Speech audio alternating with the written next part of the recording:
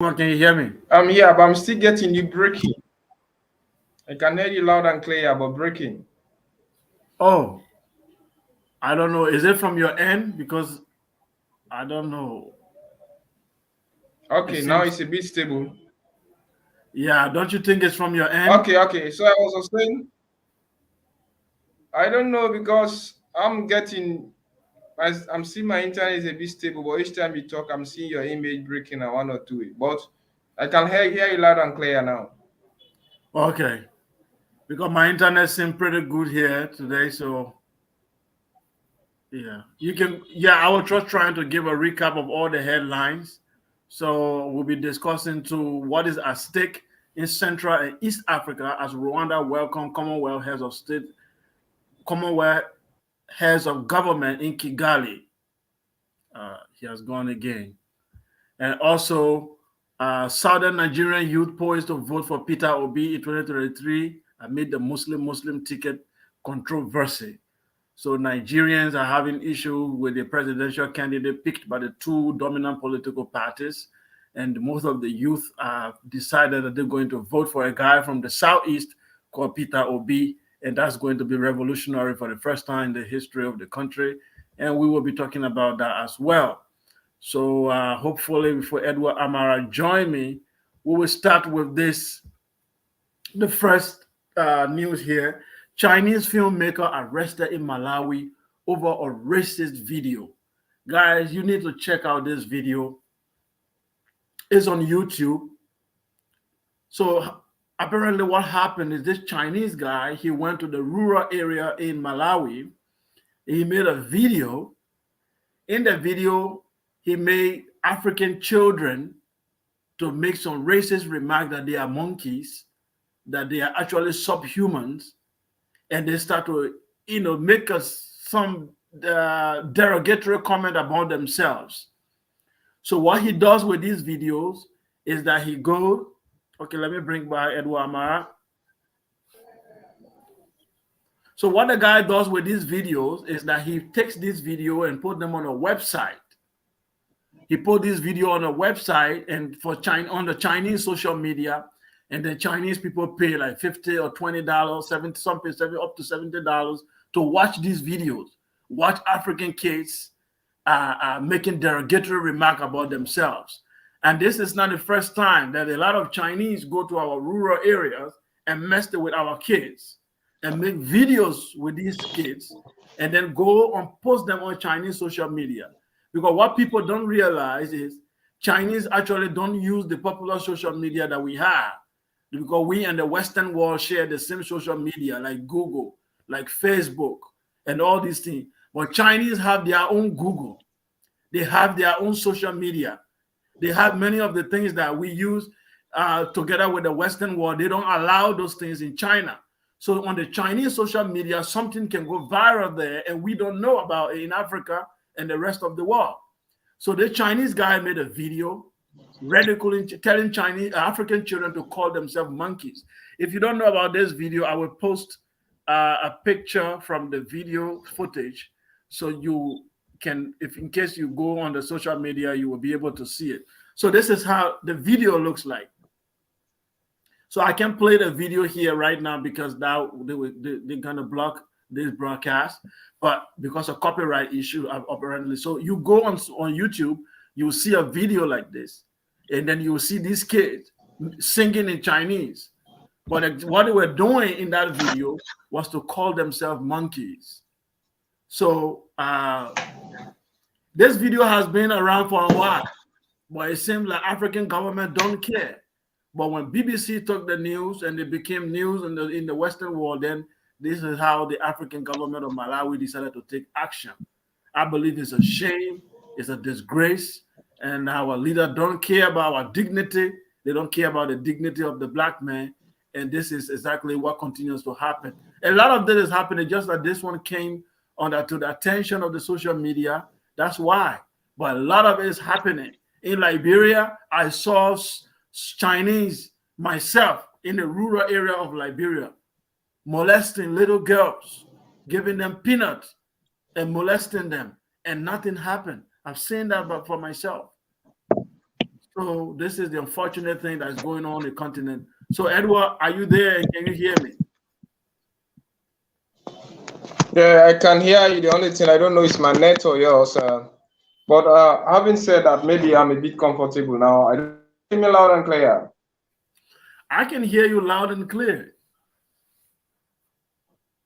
Okay, thank you. I think unfortunate and quite amazing that we have foreigners who invade our country illegally, and yet they tend to condemn or relegate us to a state of don't belong to. And Malawi is no exception. I was a bit appalled, puzzled when I listened to the of this particular social media. But I think it's not in this 2021, 2022 that this video actually was aired. It was in 2021, where it is because of language barrier. However, it's still a weakness on the side of Malawi, on the side of Africans, because normally if you leave here to go into Europe or into any other African European country, what they normally do, they vet you, they must understand your mission of being into that particular country.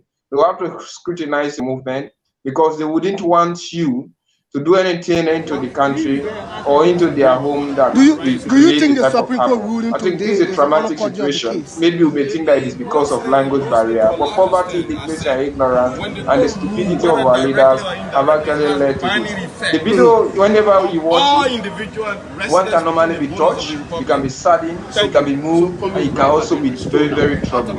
But how this individual came illegally and abusing Africans. Look, when you listen to the interpretation of the video, yes, I am an African, I look like a monster, I have a low IQ. That is very relegating statement.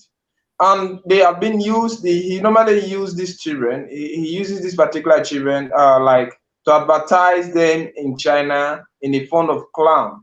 And he made up to $75 or $70 per video. And all of these things. So just watch at the appearance of the children, even the manner in which they are dressed. It portrays them into a type of clown mood. He uses them, at the end of the day, he gets money. But I tell you that Africa, as long as you pay the bills of our authorities, you can definitely do anything. These guys, we are not actually interested in knowing what this man is doing. The most important thing, you can go over there and just create any type of havoc. So to me, it's actually saddening. Unfortunately, President Chikawa, since he took over, one way or the other, he has been faced with corruption charges and all that things. Unfortunately, look at the manner in which children are being treated. And this man, Kelly, he invaded the Malawian society actually very deeply because he has even been distorting the learning ability of the children. In the first place, if you watch critically in the video, you understand that he even disturbed their school hours just because you give them like something like chocolates, then just around sometimes something like less than $1 of money per parent. And even when you watch the video, it will tell you that it is deeply situated where he went to make these videos. It deeply situated into one of the most remote villages into Malawi. Then probably very poor because the physical appearance of the environment could definitely tell you. But our authorities, we are very sleepy. And if somebody just outside world can take it, if they have people who are actually employed, and they must have certain experts who know how to speak Chinese or they understand about the Chinese culture, why didn't they vet the activities of that particular Chinese man? And he has been there for quite a long time, not only making money out of these children, but relegating the African society. And they are using this. I think this is a very wrong exposure. Now that he has been caught through the BBC I program, but the damage has already been done, and these kids have been badly exposed, ridiculed, and I can see the traumatic appearance of the parent, the frustration, the disappointment, and this one has gone haywire, and it's going to be there for decades. Nobody knows. Definitely, that tells a lot, Edward. Like, because when you see these things, people think that it's a Western propaganda to undermine Chinese-Africa relationship, and people make all these type of comments. No one is trying to give the West a pass. Europeans have done worse to the African continent and to African people. But should that be a reason for us to allow another slave master on the continent? Should we allow Chinese again to come and then dehumanize us? What country is it that a person can walk into that country and dehumanize your kids? And for years, there is no accountability for it until a media from outside the continent has to capture the news and bring it to the attention of the world before you act. That's a shame. What is the media in Malawi doing? What is the essence of the media in Africa? Why should BBC come and tell us that the black race is being dehumanized by a Chinese man somewhere in Africa before we take act? I don't understand this. I really don't. It seems something terrible is wrong with our people. I really don't understand it. Is there anything more important than dignity? Is there anything more important than your people as a leader? Maybe you can help me explain this, Edward. I really don't get it. What is really wrong with our people? Well, I think maybe sometime I normally watch our leaders' brain being borrowed and replaced the European mentality that anything from Europe, like Asia. This man, when you read deeply into when you read about this story, he's nobody in his homeland, but he was being treated like a king or queen. Like a king in Africa. You see children washing his bare foot, and when they wash his bare feet, they treat him like any other person, and they allow our children to be abused, denied or deprived of their precious time during the time that will be learning, and this man will definitely take them out. My problem here with our African authorities, the fact that they hardly vet the activities of foreigners into our own country. Or what they are definitely interested in, when you pay the bill to stay into Africa, especially to immigration officers, to police officers, or authorities who should be there to vet the activities of these people, even to know exactly that whether these people are not here to establish crime, but because they are creating crime. In fact, they are only interested. Malawi, unfortunately, is one of the Central East African countries that are faced with a lot of other political issues. I can accept that. But you cannot allow a foreigner to transact freely into your society, making films out of your children, abusing their right, depriving them of their education, and yet nobody can definitely question him. Sometimes our leaders behave, authorities within our African society behave as if they are on their brains are definitely on holiday, because you cannot just limit this one to Lazarus Chikara, who is the president. Rather, you should have immigration officers, police, CIDs. What are they being paid for? You are watching at a system because they use the poverty status of Africa to ensure, but there are other countries who are also very poorer than Africa, most of these things. But actually, they become very nationalistic.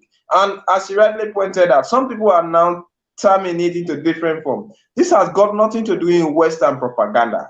Rather, it has got something to do with what a Chinese man is being hired for to do into Africa. And we are not using the same social media as China is using. Facebook is not officially used into China. WhatsApp is not there. Twitter is not there. So this thing we have to be posted on Facebook, because in Chinese, we are using social media like Facebook. Immediately you film this thing and send them into China. The next day or even the next second, you would have seen it uploaded on Facebook, and everybody would have had the opportunity to see it. So the socialist Chinese society, the communist Chinese society, they are living in a very secular society. So they advertise, broadcast, and whatsoever thing just for their own comfort. That tells you that the Chinese almost always have a hidden mission for Africa. This could be just one of the things that have been exposed. But numerous ones are still going on into China about Africans, being abused, but nobody cares. I think our African brothers, especially our leaders, need to think twice before ever they do any transaction with the Chinese, because normally they have hidden agenda. This brings me, very quickly, you can throw a little shot at this, Edward, before we move on. This idea that African government want us to learn Chinese language. We've heard several times some African countries are making attempts for us to learn Chinese languages. Despite the thousands of languages we have in Africa, the rich history and culture, we are still into European languages. It's bothering us right now. It's creating divisiveness. We have been divided into Francophone and Anglophone and Lusophone. We are struggling with that. Kiswahili, which is supposed to be the national continental language, is still struggling to even cross the border of East Africa. Now these people want us to learn Mandarin. You can even see this guy that made a video. You can see the Chinese writing over our kid. In the villages already, they are teaching our kid Chinese, and some of them are being converted to Buddhism and Hinduism. My question is it necessary? Is it why when we speak of cultural revolution, that we need a cultural revolution in Africa? Is it some of the things? Do you think we need Chinese language at all for any development to take place in Africa? Is Chinese language necessary for Africa for any reason at all? Chinese language is definitely not necessary for Africa when you want to maintain our cultural potency, the uniqueness of the African society. Unfortunately, our African leaders have been Europeanized, they have been Westernized, they have been Americanized, and they don't want to be Asianized. When you watch at all of these things, China on its own never used other people's language to get the type of development that they are. They use their typical Chinese language to ensure that they develop, and they maintain their society into a very secluded one. The communist mentality is very difficult for you to deal with. And they are very nationalistic. They believe in protecting their culture and whatsoever thing they have. Unfortunately, our African leaders do not believe into themselves. They do not believe into the potency that Africa, our potentials that we have. They do not believe into the resources that we have to ensure that they only believe in mortgaging the resources instead of trying to make Africa a viable continent that we can fight for ourselves. Immediately start forcing our African brothers and sisters or African children to ensure that they learn the Chinese language is indirectly doing away with the value of Africa, adopting something, because it was the importation of foreign culture like Europe, the Americans. Today now our brains have been Westernized, Europeanized, Americanized, and we do not think anything Africa. And now they want to Asianize us. Have you seen this thing? So I think it's a total blunder. Any attempt for you to be university student whatsoever to learn the Chinese language, they are definitely trying to import the Asian culture. So at the end of the day, Africa will be left with no value, because you will see Europeans, Americans, then you will see Asians coming into the next stage, you will see other continents coming to invade Africa. So we are going to be left with a kind of people wandering into the wilderness, not having an identity, because we cannot be identified by our own tradition, by our own culture. Then what are we? We are nothing. This is what our African are. We are nothing. Thank you very much, Edu. I used to tell someone jokingly, I said, there are Africans now who say they are related to Abraham, their father is Abraham. And I said, very soon there will be African Chinese who will say that their ancestor is Buddha. Very soon, just watch out. You will find Africans who will say their ancestors are related to Buddha, because this is what happened. This is what happened. This is how the foreign religions we have today, this is how they came in. That all of you are defending today on that continent. This is how it came. Very soon there will be African Chinese. And these African Chinese will claim that Chinese culture is superior to you. And if you talk, they'll be willing to fight you. And they will be financed by China. This is what happened. This is what happened in Sudan. When you see the war in Darfur does not end, it's Arabized Africans trying to kill other Africans who are refusing to submit themselves to Arab culture. Africans who refuse to bow to Arab culture are killed daily in Sudan. If in case you don't know, the war happening in Sudan is nothing else but that. Arabian Negro wants other Africans to become Arabian Negro. This is the dilemma. This is the tragedy of Africa. Now we are going to have Chinese African very soon. And this is what is going to end up with. And they are not alone. We have the Lebanese on that continent. They are walking around as king and queen in our land. But you can't walk like that in Lebanon. They take our girls for prostitution and slavery in the Middle East and kill them. Our governments are sleeping. They're dancing. I saw our president a few days ago. He's dancing. These clowns that we have in Africa as leaders, they are clowns. I don't want to talk a lot. Let me move on to the next topic, please, before I get angry. But before leaving that story, there is an important thing playing out in Malawi. The vice president, Sato Chilema, had stripped of his duties because he involved into corruption scandal 1 year back in 2021. There is a kind of Zenith Sata, who is a Malawian British. They said he bribed 16 of the Malawian communists to, just like the state captured our South African scandal. And the vice president was definitely involved, and 53 other government officers. So the president have reacted. Lazarus Chikara, the man, a pastor who is now a politician, doesn't know how to handle the affairs because he thinks that Malawian politics is full of gospel. So he has reacted by what? Sacking the IGP, that is the country inspector general of police, with 52 other members from the other public service. Then he has not suspended the vice president, but he stripped him from all his delegated duties. And now the international communities are saying that they will not grant Malawi any aid because over the past decade, Malawi have been deprived of any international aid or loan because the country was definitely involved into corruption scandal, and the politicians over there are just good there. They loot, mortgage, and whatever thing the international community have been given. So for now, there is a kind of political havoc into Malawi. Mr. Vice President power have been revoked.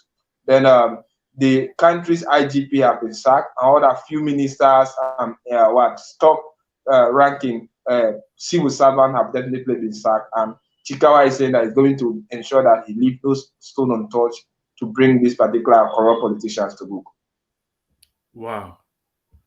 That's interesting, Edward. I think this new guy has a lot of work on his hands. Let's take us to the second absolutely news headline for the day. ECOWAS threatened and faces the gota value amid militarization in West Africa. Edward, tell us, why is ECOWAS threatened, and is it that their legitimacy is being threatened? And how is the militarization of West African country affecting ECOWAS? I think one of the things that ECOWAS was created some years back was that they believe that ECOWAS has the potential to ensure that coup d'etat, change of government, does not continue to exist on the continent. Unfortunately, since the inception of ECOWAS, nothing good. Yeah, Edward, you are breaking. You are breaking there. I think your network seems to be. Your network is not too good.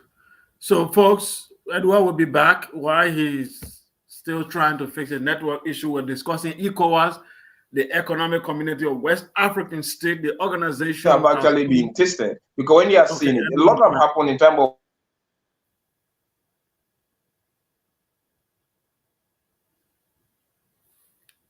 Edward, your network is not good. Try to go back out and come back in. ECOWAS has been criticized recently for playing a double standard game in the West African affairs. First of all, we have military coup taking place on the continent, Burkina Faso. We saw in Mali, we saw in Guinea, in fact, 2 military coups in Mali.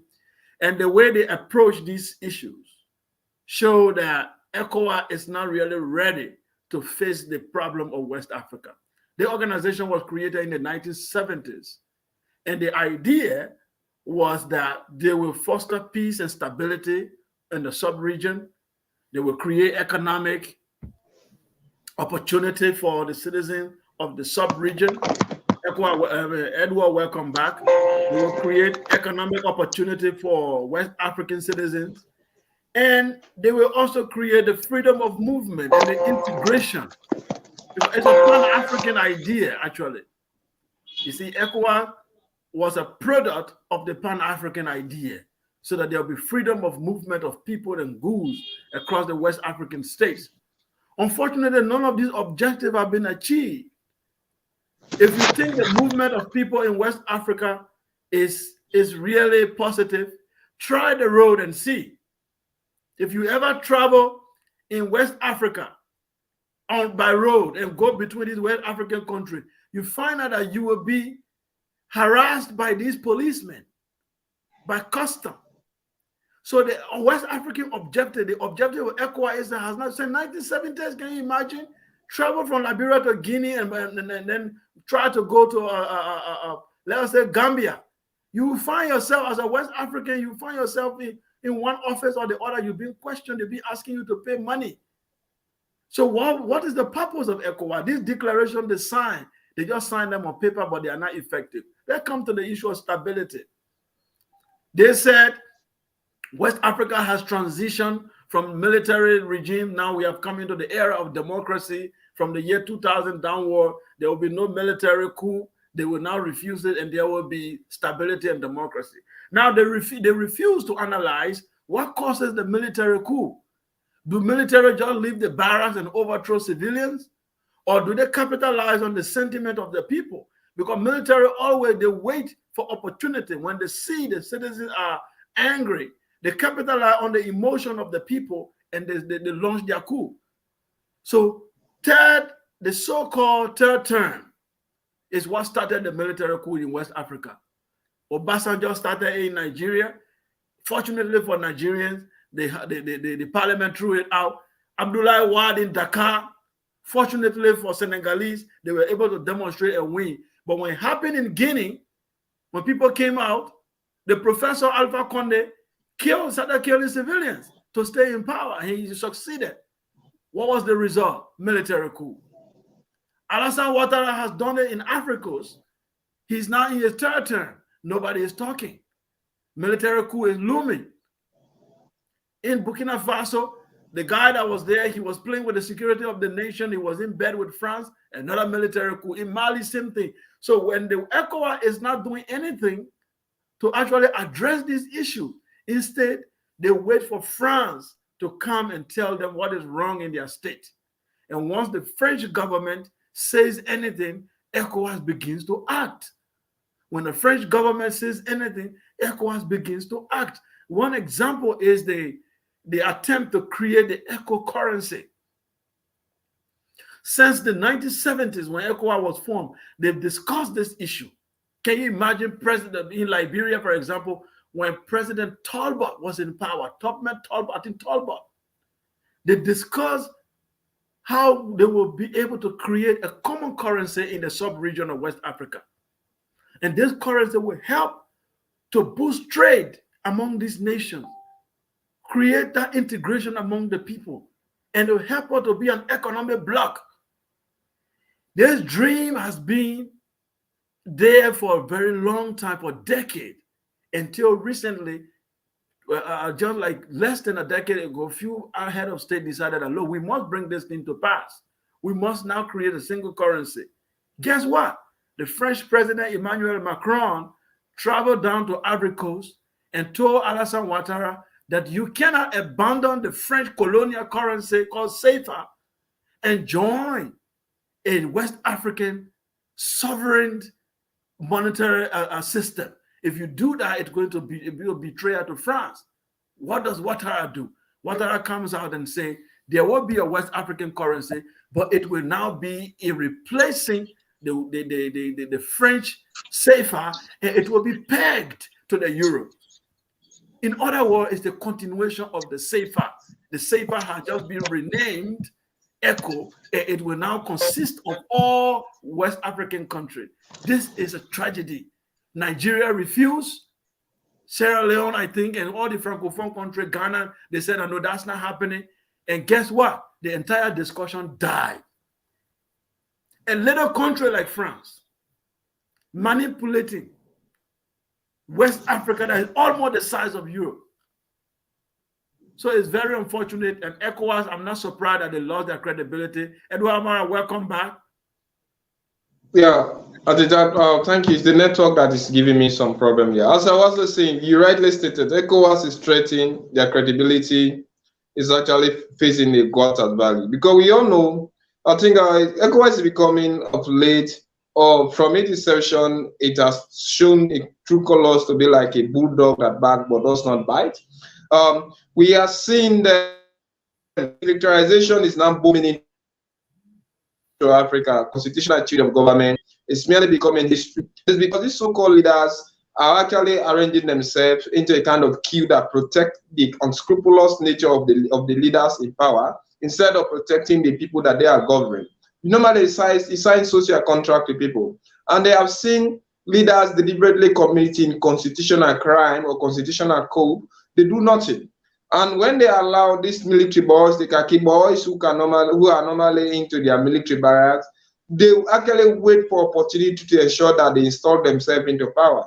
So when you see ECOWAS, what was the existence of ECOWAS? Was to foster peace and stability, and also to ensure that there is a kind of economic booming into West Africa. Unfortunately, there is no economic development into West Africa. All we have seen weakness and endure throughout this year, a war, breakdown of foreign policy, malnutrition, hunger, booming of diseases, but lack of development, all of these things. And you have corrupt leadership into power who are absolutely careless of how the common man is living.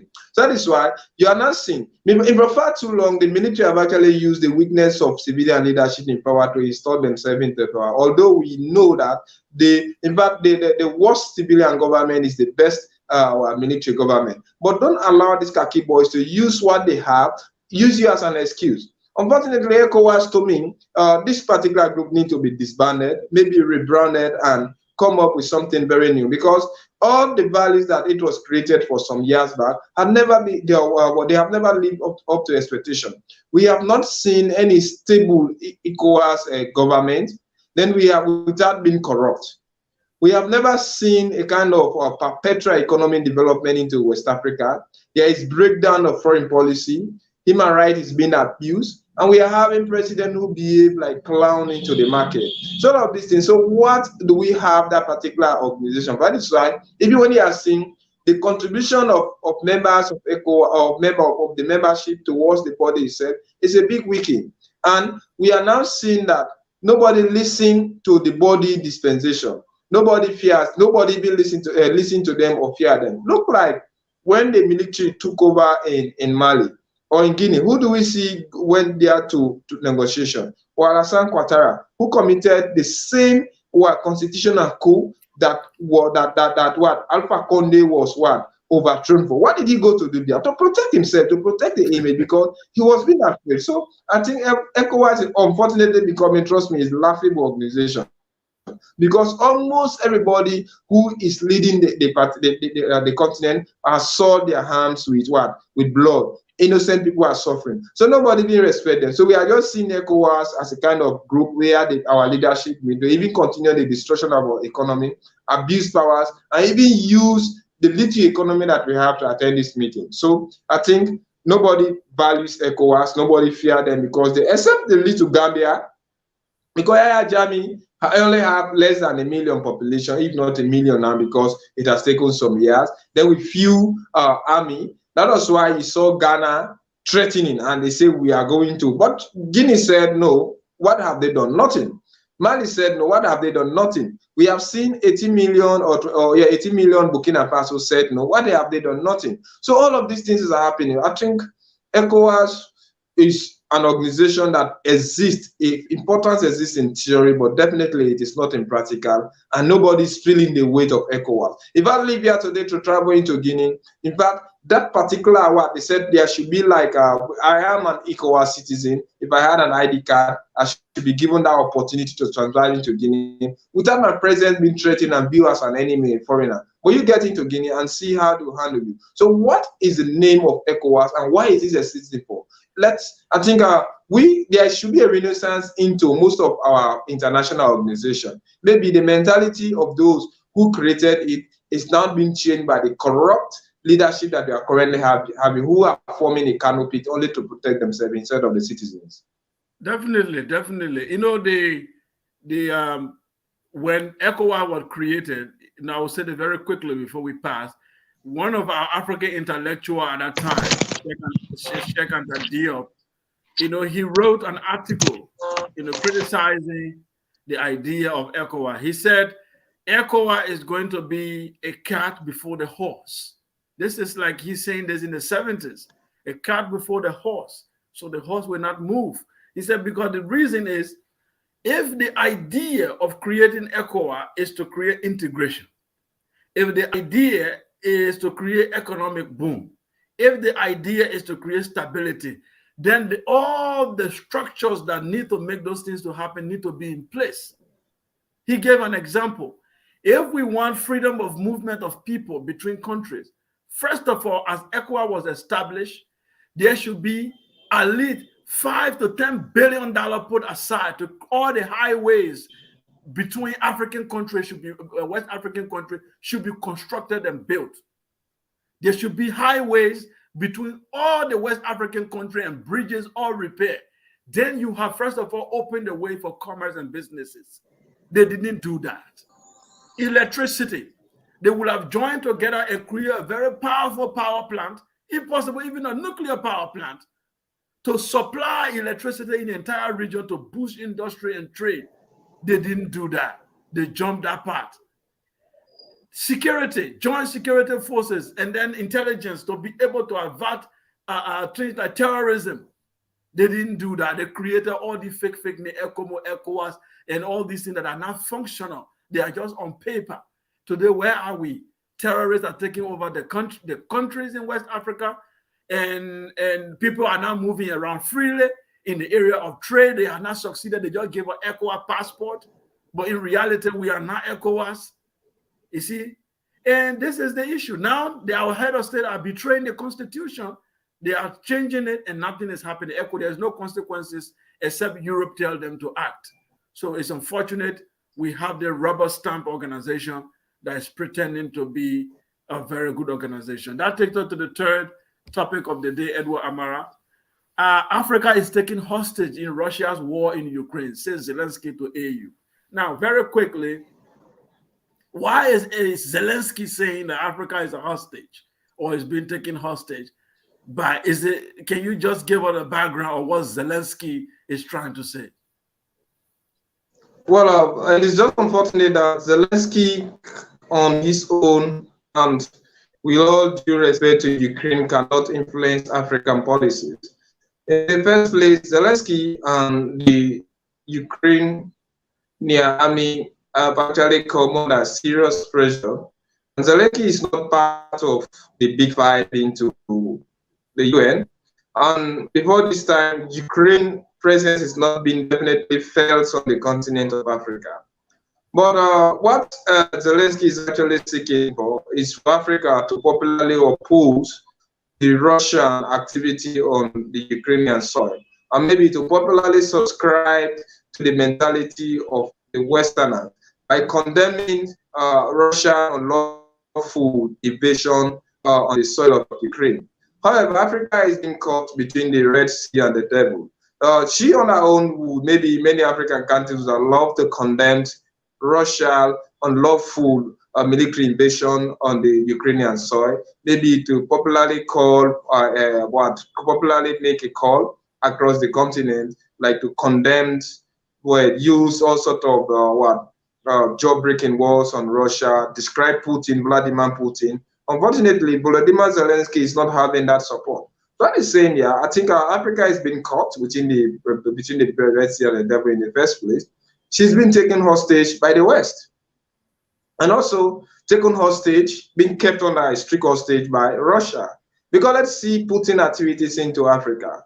Irrespective, we can deny the fact, but we should accept everything that Russia still have certain influences into Africa because of the unscrupulous activities of both America and France and Great Britain. You have seen most African leaders are committing themselves to Russia because they want direct support. Maybe they think and feel that if they continue affiliating themselves with Russia, they can easily be supported compared to the decades or the centuries of relationship that they have with the Western continent without any direct support.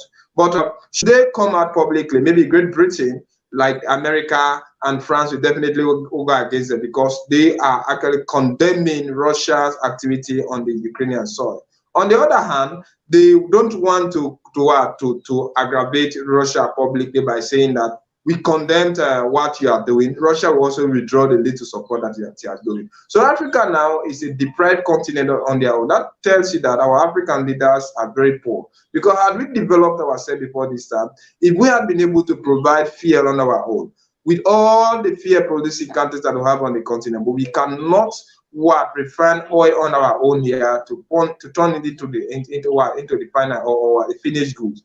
With all the land that we have, but Africa yet cannot produce food enough on our own to feed these things. And we depend on the West for aid, we depend on Russia for certain things. So how could Africa come out publicly to condemn either the West or to condemn Russia activities? Now, we have been taken hostage because we still want to look at what Macky Sall went to do into Russia. He did not condemn Putin, nor subscribe or nor qualify his war on the Ukrainian continent. All that is saying that Africans are the victim of the war because all the activities now we are seeing, like in Sierra Leone, fear price is 18,000 leon. That is more than $1, and it has been hacked. Up to now, there's a kind of fear shortage into the country, and we are even learning that people are planning to demonstrate. That is one. And based on popular rumor, they are even saying that they are planning to make it 25,000, which would be equivalent almost to $2. A common Sierra Leonean is living on less than $1 a day. And all of these things can be attributed to Russia's current invasion into Ukraine. But how will Africa come out publicly more in the war in Ukraine compared to any other continent? Watch out America. America have manufactured bombs over 1 decade ago, or over 2 or 3 decades ago, even century. They have not been able to market these weapons. But now they have engineered the war into Ukraine. After that particular war have been engineered into Ukraine, Volodymyr Zelensky, with his calculated mental, actually understanding what Russia is capable of doing, who should have negotiated on a very PSR, because today when the war is fighting, it is the Ukrainians that are suffering, it is Ukraine that is being bombarded. But how are the West benefiting? Now they are using the Western Europe and Eastern Europe to sell their weapon, because now Putin have been vilified. Putin have been turned a devil, and his activity is speaking into that way. So America is busy now selling weapons to those countries who have been threatened by the activities of Putin on the Ukrainian soil. And at the same time, the West is condemning Putin, but they are giving to Putin billions of dollars per day for them to ensure that they have gas into their country, because they do not want to face the type of reprisal that Africa is definitely facing. And with all of these things, they have been seen. We are having gas shortage on the continent, food shortage into the continent. So definitely Africa has been taken as hostage. But how will they come out publicly to condemn Russia or the West? Now we are just within the sea. Look at what Egypt is saying, pleading for grains to go outside. There could be even a possibility that one of the Western countries are using Egypt to ensure that grains come and they will benefit from it. They are condemning us. They want it look like what the German Chancellor went into South Africa, asking Cyril Ramaphosa to condemn the war into Ukraine and to accuse Russia of what belligerent acts uncivilized, barbaric, and whatsoever thing. And if Cyril Ramaphosa, with all due respect, chooses to say no to the war or to call for negotiation, what are you to go and force him to change his dialogue? So all of these things we are just seeing. So definitely, Africa is a hostage. Volodymyr Zelensky I was asked the other time for him to be given an opportunity, almost 10 months. Almost 2 to 3 months since he asked for an opportunity to address the AU. Yesterday, he was given an audience to address on Tuesday. Unfortunately, only 4 African leaders listened to him. The rest we are represented by their own representatives. So have you seen? So that is why you are saying Africa is definitely taken hostage. She doesn't know where to go. To the West, and Russia will withdraw all other things to the continent. To Russia, and the West will still continue. But if they go to the West today, to Russia today, probably the Africans can decide to go to Russia today. Trust me, you will see a lot of military coup happening onto the continent. Some leaders actually want to support Vladimir Putin. But how can they? Their leadership or potential will definitely be undermined, and they can easily be overthrown. So that is why we are seeing today. We are unfortunately the beginning of the entire activities that is going on into Europe. That is none of our concern. Thank you very much, Edward Amara. Thank you. We'll take a short break now. And when we come back, we have 2 more topics to discuss. Please don't go away. Stay with us.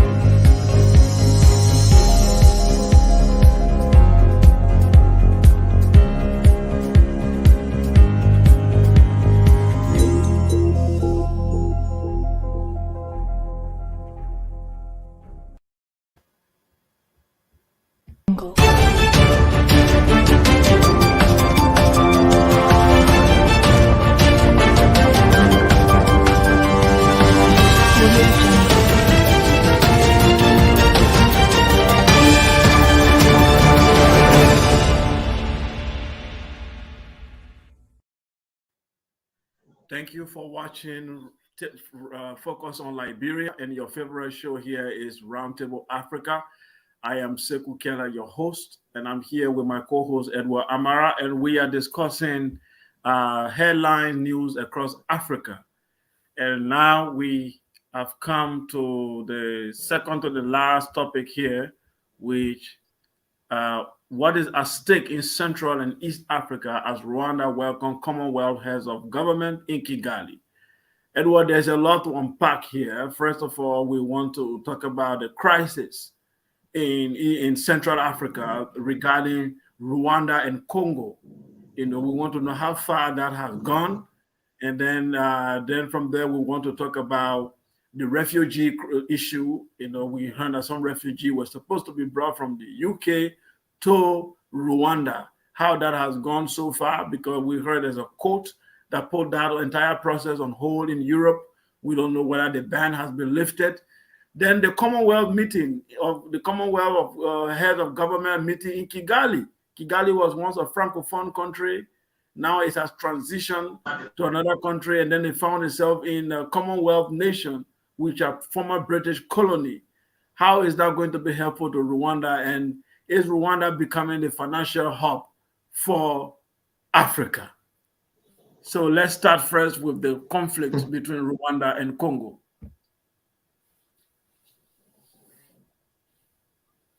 Well, you see, Rwanda, Congo, or DRC Congo, and also you talk about Uganda, Burundi. They have for far too long. They are not two peaceful neighbors.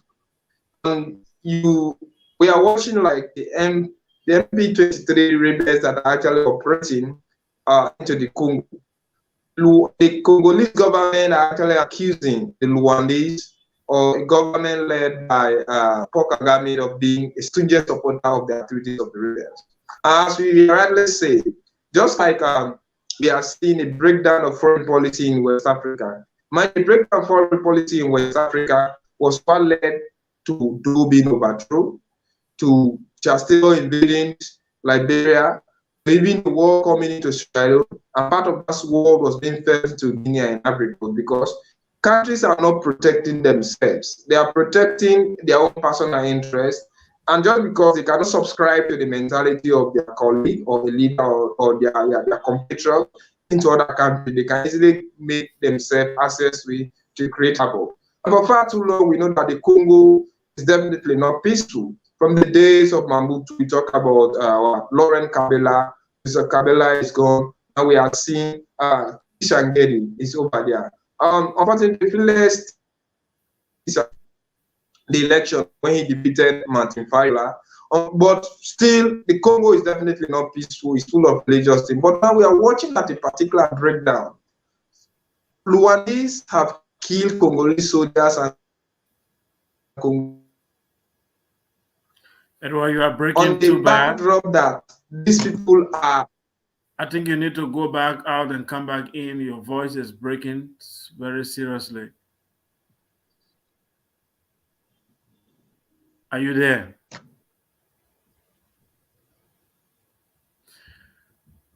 Yeah, Edward will be back. The network seems to give him a hard time from that end. Who apologize. He will be back soon. Guys, we are discussing Rwanda and Congo. So apparently Rwanda is welcoming the Commonwealth, is hosting the Commonwealth meeting. So all the head of governments from around the world, members of the Commonwealth nations are meeting in Kigali. I think this will be the first time. And then there's a signal, some people believe that the success of Rwanda, a little country, is making tremendous success. But a lot is going on around Rwanda. Congo is accusing Rwanda of a lot of stuff, and that Rwandese government is undermining the security of Congo, that they are sponsoring rebel groups to exploit the country and then steal the country mineral resources. So such a controversy is going on. And at the same time, Rwanda is hosting this Commonwealth meeting. And then the same Rwanda, again, is supposed to be receiving refugees from Britain to be arriving. So there's a lot in this issue of Rwanda that we want to discuss. But I hope Amara gets back on.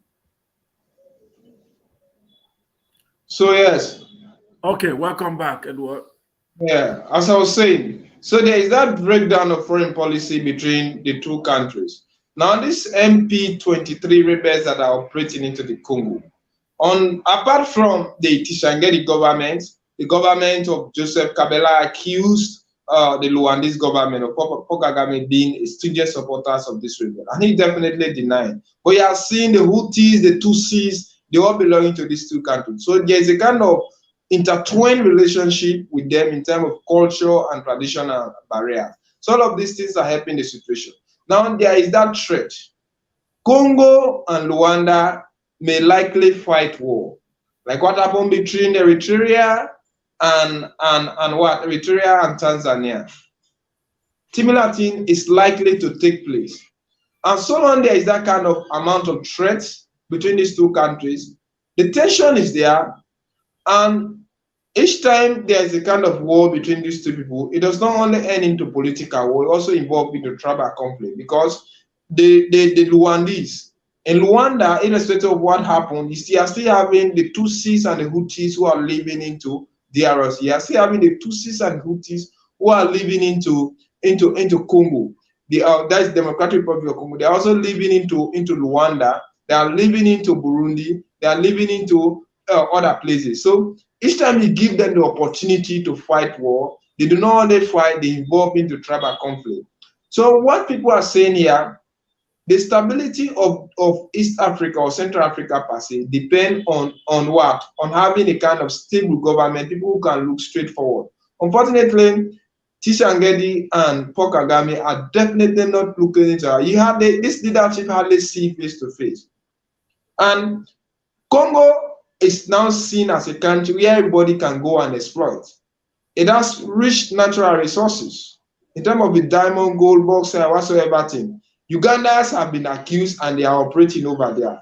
If you ask the Congolese government, if you ask the Ugandan government, they will tell you they are in the Congo to look out for Joseph Kony. But who told you that Joseph Kony is actually living into the basin of Congo? Only the Ugandans will explain that. So they are not only there, they also conduct mine institution over there. And these rebels, it's just like when you are watching Nigeria, like the Niger Delta. If they were to be surrounded by close countries, anybody would have come in over there to create Niger Delta to exploit their natural resources, especially the oil. When you ask them, they will tell you that they are there to hunt Boko Haram. But the mission is not to hunt Boko Haram, rather to exploit the Nigerian oil. So what the Rwandese are doing to the Congo, supporting these people, they know exactly that if continual instability is existing into the Congo, anybody can definitely benefit.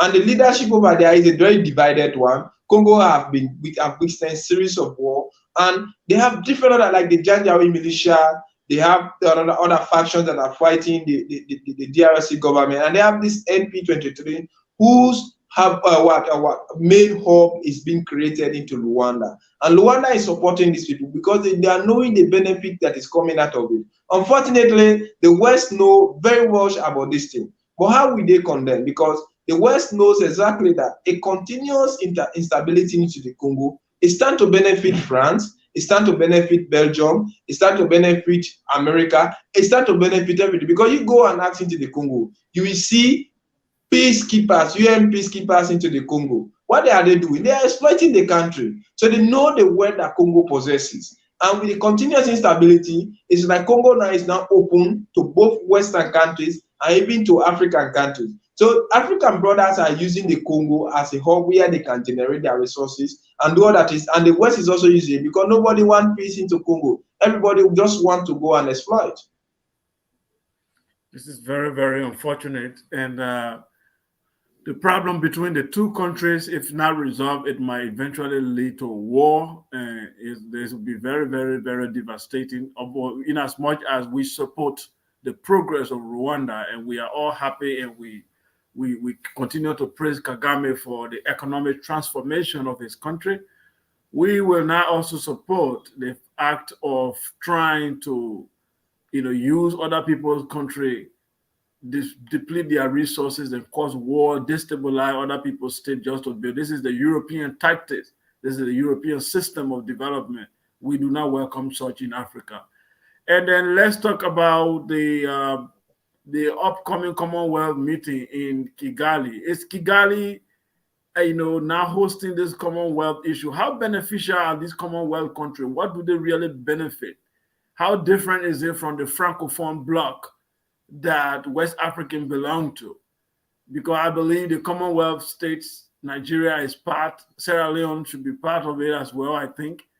It's because of all the former British colony. What do they really benefit? Because with the last time I checked online, the document says Commonwealth nations should have visa-free between themselves.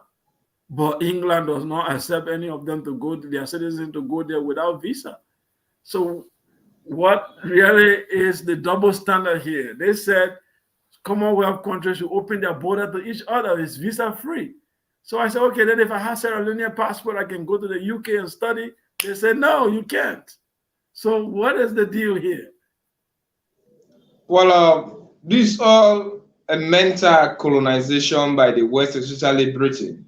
But right, if you are a Commonwealth country, I think it is just like, because the Commonwealth, these are former British colonies. All countries that once suffer colonization under Britain, by default, they become Commonwealth countries.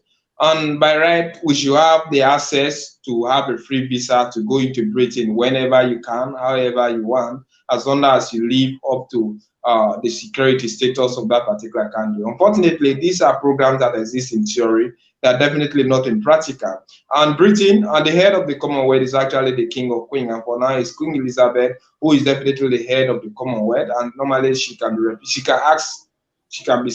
send a representation whatsoever thing. And the meeting is normally held into London, but in Windsor today we are seeing that they are gathering into the capital city of Rwanda, Kigali, maybe because Britain, these are selfish, unscrupulous, and very cunning country. Because mind you, Britain wants to use Rwanda to send people, refugees or asylum seekers who are definitely into Africa. They want to send them. So they are all using this as a bait. They are not fond of giving African countries the hope they come away because they possess it. They want to show their supremacy. They want to show that they are superhuman. They want to show that their country, they are so arrogant whatsoever. So all of these things that they are doing, it is not actually there to benefit Africa, because when you watch at the Commonwealth, look like Paul Kagame, who is a very tall guy standing within the middle over there. And all of these things that I'm saying, it is just baiting. And the Commonwealth was actually created to benefit former colonies of Britain. But now, there is no political stability into the former colony of Britain. So the culture for which it was created is definitely not existing. And Britain, on the other hand, is not doing anything to help its colonies, because Britain is only into these countries to make more of exploitation rather than to render any tangible assistance to this particular country. So each time you see Britain coming into this country, what they normally do, they come here with other reasons that will directly benefit Great Britain, not reasons that will benefit the African countries. By right, Great Britain, even when they advertise scholarship, I personally have applied on several occasions for Commonwealth scholarship. But you will try, you will never get anyone. In fact, they tell certain things to you that if you are not monetarily powered, you can't get anything. By right, we should be having different aid and whatsoever thing. But always Britain is very selfish, it's very unscrupulous, it is cunning, and they know exactly what they normally come to in Africa to do. So the Commonwealth only benefits Great Britain, but it doesn't benefit Africa, because all of those culture, the barriers, the norms on which it was created for, nothing is actually existing. Maybe you can only say there's only a slight difference between it and the Francophone African countries, where you have the French former communes. It's like the safer. It's not being imposed on British countries, because in France you have seen the France currency operating into French colonies. Here it is definitely not so. Maybe in time of the British colonies, they are more liberal compared to the French colony, because we have seen a bit of democracy into British countries compared to the French Britain country, because you even know that nationalism first started into British-speaking West Africa instead of the French-speaking West Africa. But when it comes to the type of beneficiary, these are the same exploitative mentality. And most of the Commonwealth countries today, where you have strong natural resources, one suffer war. They suffer strong political instability.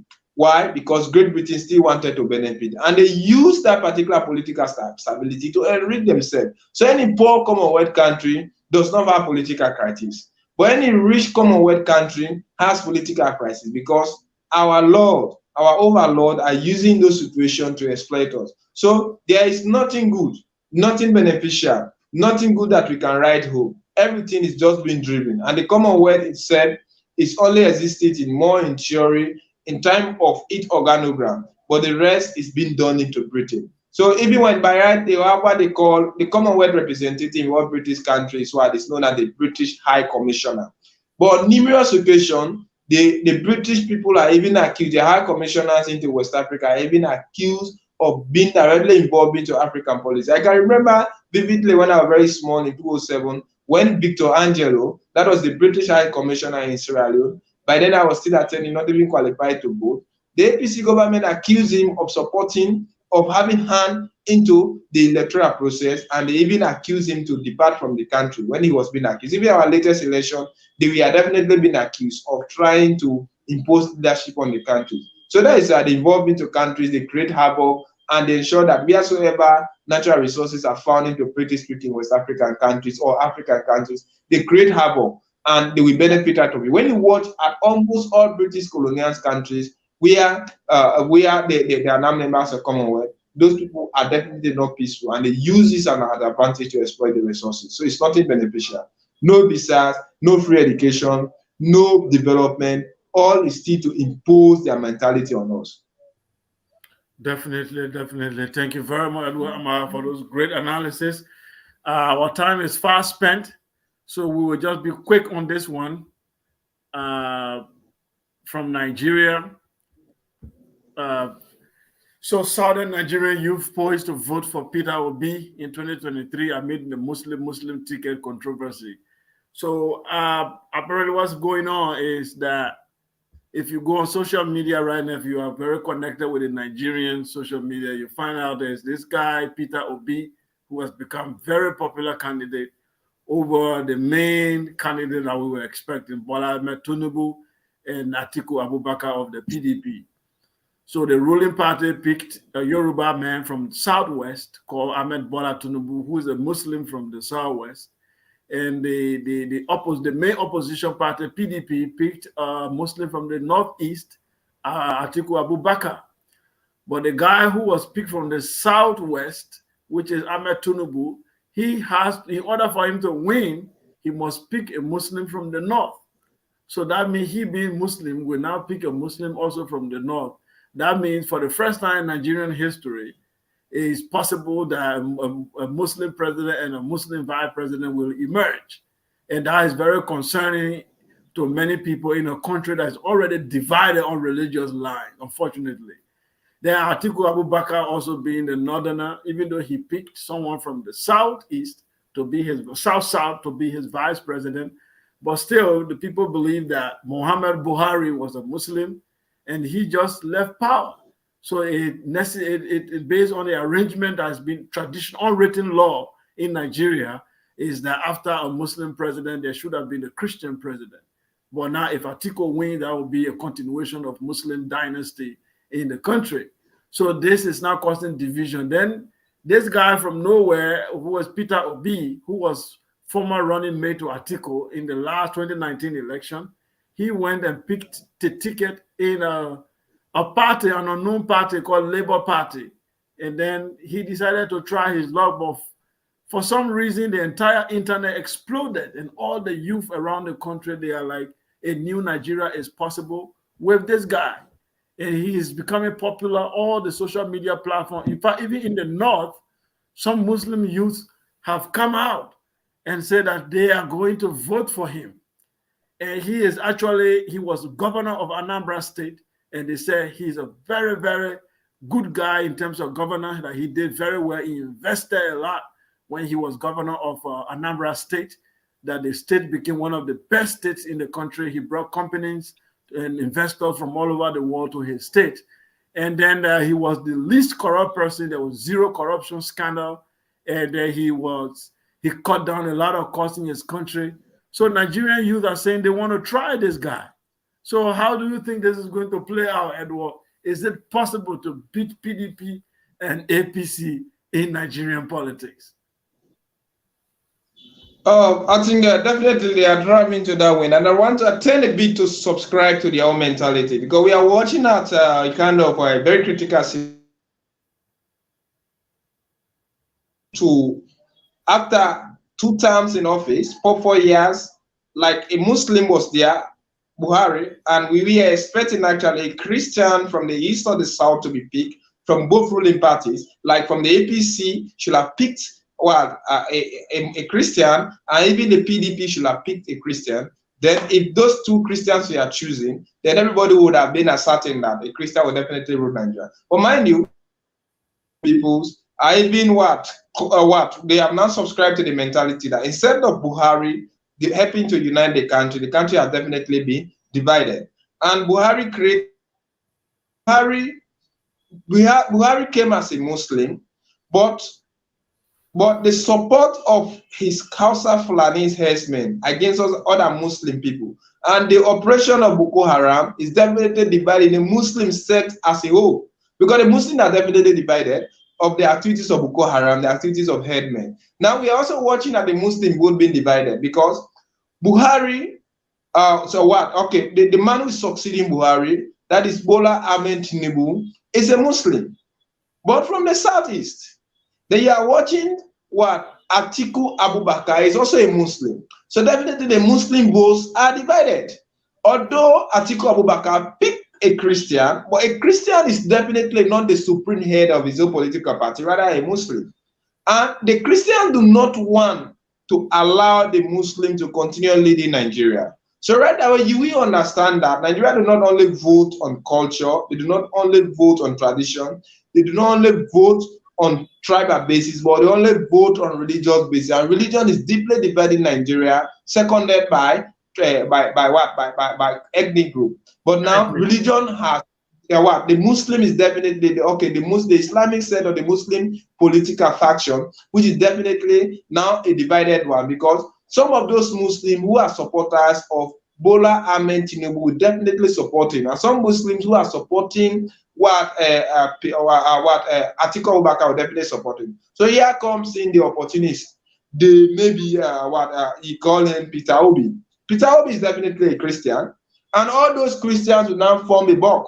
Even Christians who may want to support Atiku Abubakar will still choose to support Peter Obi, because Peter Obi is coming in as a supreme head. So that is why the social media is watching at this, because the Muslims do not have a bulk vote now into Nigeria. It is now being divided. You see Muslim attacking Muslim during the election, but Christian will not attack Christian, because they know they want to go and support a Christian, a fellow who is a Christian. So if and only if the election is to go as it is used to be, on strictly on on religious basis, then this man is definitely the choosing hero. He is the candidate elect. Definitely. Because he's a candidate. In fact, on paper, he's the candidate elect, because definitely the Muslim vote is divided. So based on that religious division into the Nigerian politics, Muslims are divided, and the activities of Boko Haram, the activities of the headmen, and the Muslims not being able to form a faction to only present a single candidate. Peter Obi stand a greater chance.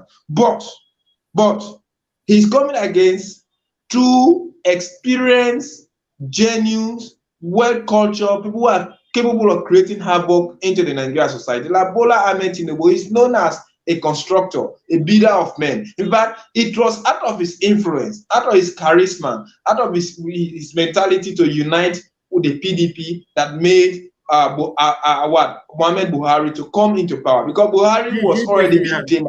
He did bring Buhari to power. It was out of his influence, and he's a city boy, because he has been into Lagos for quite a long time. These people are all former governors. And Atiku Abubakar also has been very experienced. Mind you, he was the former vice president this man here, Olusegun Obasanjo. When Obasanjo refused him, he supported Omar Yar'Adua, who had an heart disease. He died. And he also contested against Goodluck Jonathan. He still lost the election. He contested against Buhari. He lost the election twice. So he's more of a seasoned politician. But because of the religious mentality of Nigeria, maybe I just choose to subscribe for now based on dispensation. But for the current strain of situation, if elections were to be conducted today into Nigeria, trust me, Peter Obi will win. Definitely, we are watching to see how that's going to play out. It's going to be a tough election for Nigeria. Bola Ahmed Tinubu, the Jagaban of Lagos, they call him, the man who is able to do anything in Nigeria. In fact, in one of the last campaigns, he said, "It's my turn to be president." Emilokan, in his language, he said, "It's my turn to be president." So he's not there to do anything, just like it's his turn. And then Atiku Abubakar, like you rightly say, his man is well established in politics. He has the connection. The whole Northeast vote will go to him definitely. So Peter Obi, Southeast vote, yes, but can he make it in the North? Can he make it in this Middle Belt Central? Can he make it in the West? That's where the challenge will come from, and we are going to be watching interestingly, and we will keenly be following the election in Nigeria. So thank you very much, Edward Amara. Thank you for the brilliant analysis. Our time is fast spent, so we will see you again next week to continue. Thanks to our viewers, and thank you for always joining us here at Focus on Liberia. And we will see you next week.